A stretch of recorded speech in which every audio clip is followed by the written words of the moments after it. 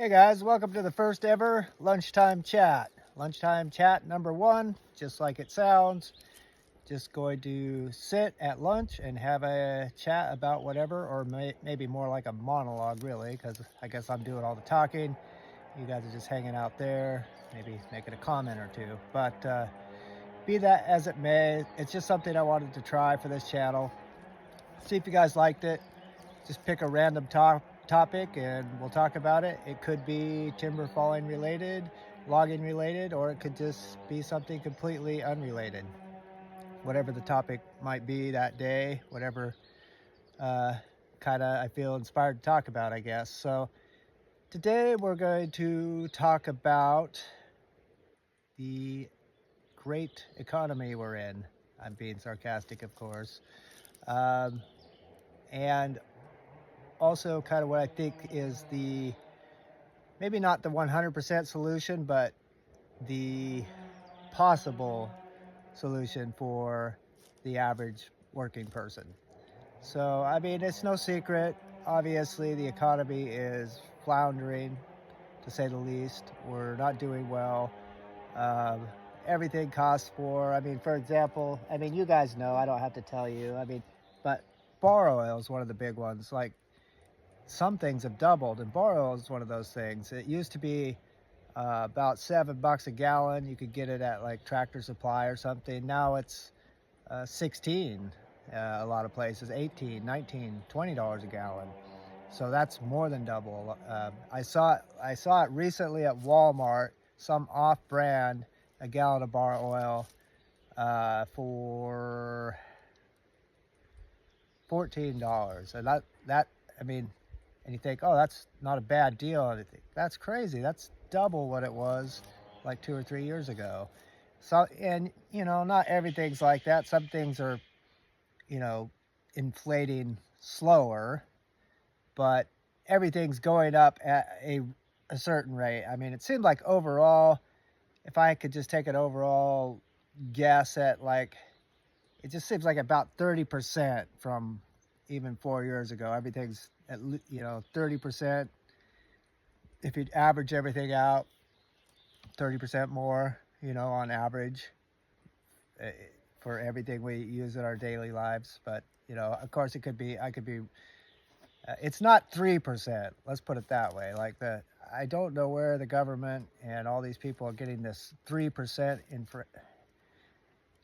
when things are 3% in a day. I mean, what are they talking about? I mean, it's crazy. So, um, I know I'm not the only one feeling the frustration with this, and it's I talk with guys that work out here and people and my family members, and everybody's pretty frustrated with this, and it's scary because you just don't know what something's gonna you need something.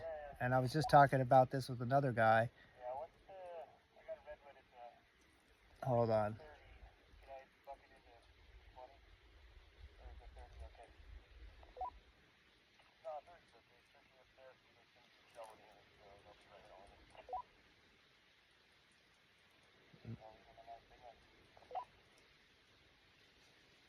Okay. Anyway, it sounds like they got it taken care of. Sorry about that distraction.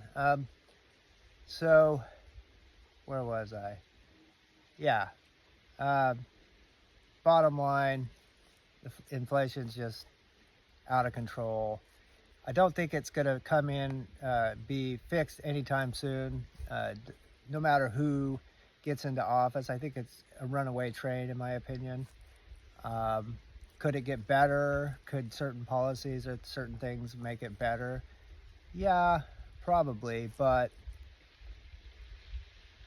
I think we're just going to feel the pain from all the reckless spending and all the craziness that's gone on over these last, especially the last few years.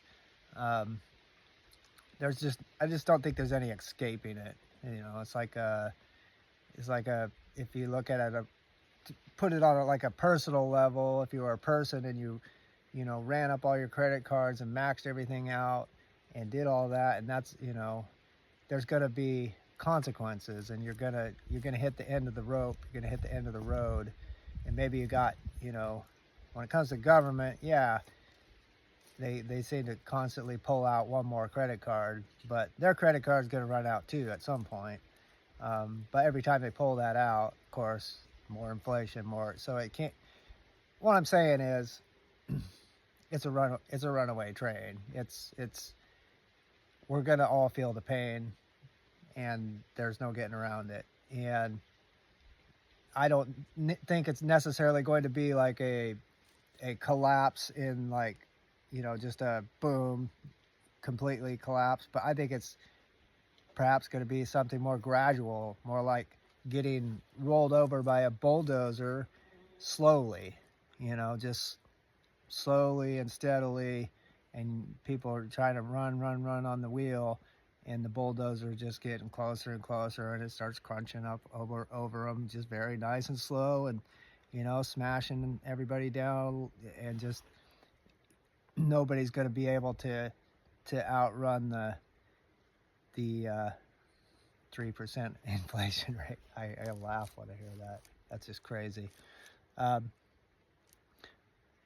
So I think the only real reasonable thing that people could do is go toward the off-grid type stuff, and the using the land as a way to offset all this, and then you're no longer tied to the system. It definitely takes a lot of work and a lot of planning to get there. I'm part way there, but I still got a ways to go. But, you know, at least that way I feel like I can, you know, I'm going to be able to retire from this someday.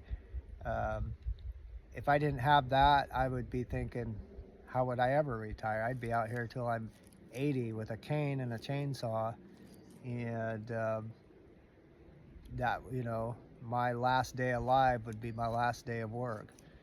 And maybe that sounds extreme, but I mean, I really believe that the way we're headed, that's how it would end up. And maybe, you know, or you do, like, of course, you can't necessarily do a job like this when you're that old, but, you know, I'd be working at Walmart or whatever, like a lot of other people.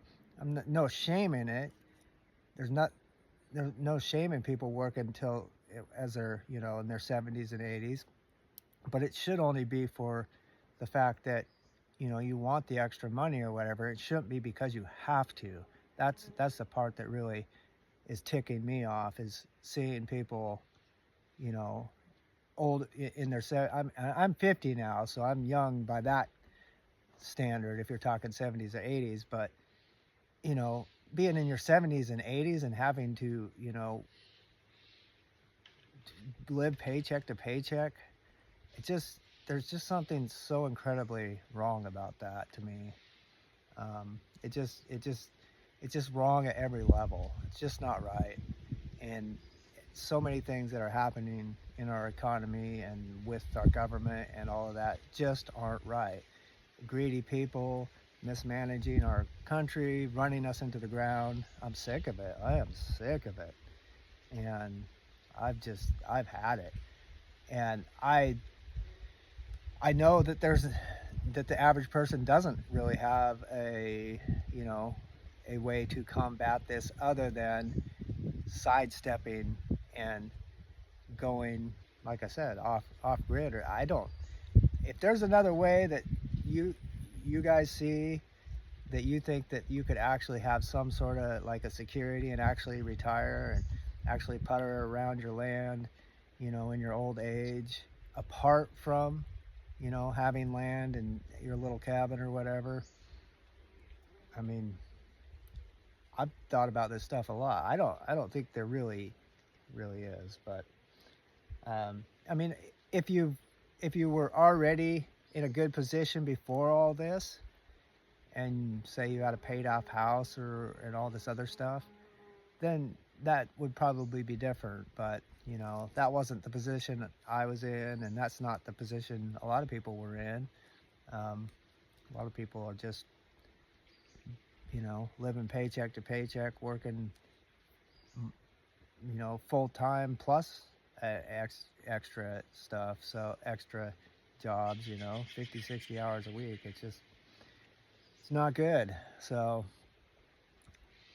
kind of just want to end with that, like encourage, if you haven't already, you know, just really think about this and think about moving towards this off-grid type lifestyle and making those moves, because I really do believe it's the only real and reasonable solution for the average person. So I don't know, just some of my thoughts on all of this stuff. I don't know, you guys may have some different thoughts or opinions on all of this, or you just want to weigh in on some of the stuff I said, whatever, or you have something you want to share, feel free to do so in the comments. And yeah, seems like a pretty good chat. We're at about 11 minutes, so I think that's plenty for now. And then we'll see how this goes, see if you guys like this format, like this kind of thing, and if so, I'll keep doing them from time to time. All right, guys, thanks for hanging in there. God bless you. I'll catch you on the next video.